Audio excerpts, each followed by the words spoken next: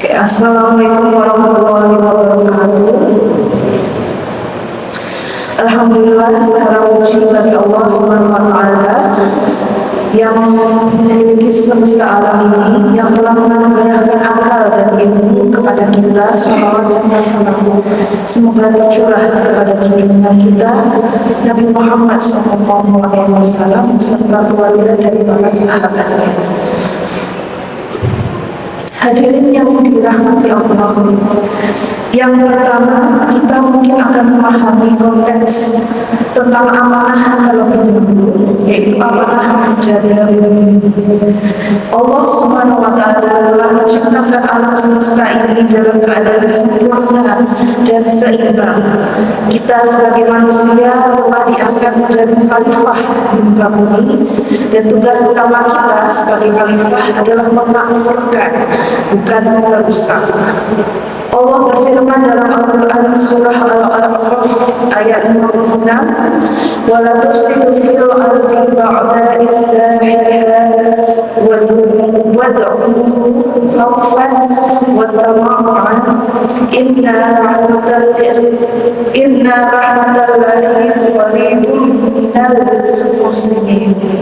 Artinya, dan janganlah kamu membuat kerusakan di muka bumi ini sesudah Allah memperbaikinya, dan berdoalah kepadanya dengan rasa takut. Tidak akan diterima dan harapan akan dikabulkan. Sesungguhnya rahmat Allah amat dekat kepada orang-orang yang berbuat baik. Ayat ini memberikan perintah tegas, dilarang membuat kerusakan di dalam bumi ini. Kerusakan yang paling nyata kita saksikan hari ini adalah sampah dan pencemaran lingkungan. Tumpukan sampah yang tidak terkelola adalah manifestasi dan kurangnya kesadaran kita dalam memenuhi amanah kekhalifahan ini. Bioteknologi, salah satu program studi yang ada di UNISA ini, hadir sebagai solusi dan hikmah dari mengelola sampah.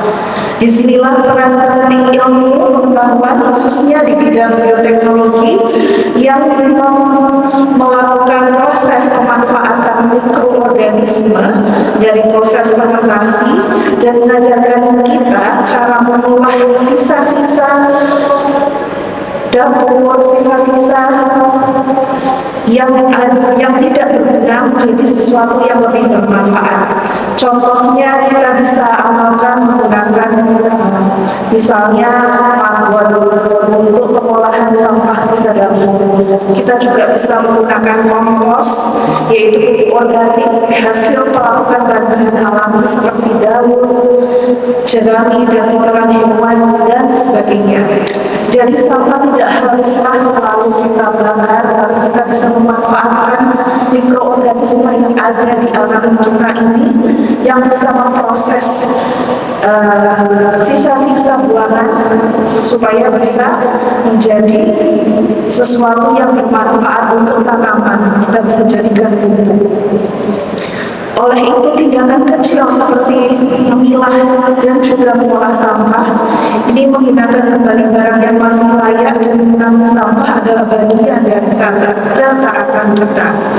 Rasulullah juga pernah bersabda bahwa kesucian atau kebersihan itu adalah setengah dari iman. Jadi kebersihan diri tidak hanya kebersihan diri kita sendiri, tetapi kebersihan lingkungan kita juga. Selain itu, pahala di balik mengolah sampah ini juga amatlah baik. Bahkan menghilangkan kotoran atau gangguan di jalan saja dinilai sebagai sebuah sedekah.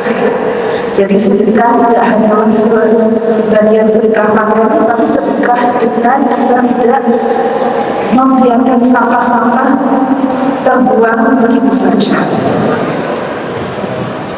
Mengolah sampah dengan bioteknologi ataupun mikroorganisme ini bisa menjadi jembatan untuk menjaga lingkungan kita. Jadikanlah setiap usaha mengolah sampah ini sebuah bentuk ibadah dan pertanggungjawaban kita di hadapan Allah Subhanahu wa taala. Semoga kita semua termasuk golongan al-muhsinin, orang-orang yang berbuat baik yang menjaga bumi ini dengan sebaik-baiknya. Nasrul minallahi wa fathun qarib billahi fisab bilil haq fastabiqul khairat billahi taufiq wal hidayah. Wassalamualaikum warahmatullahi wabarakatuh.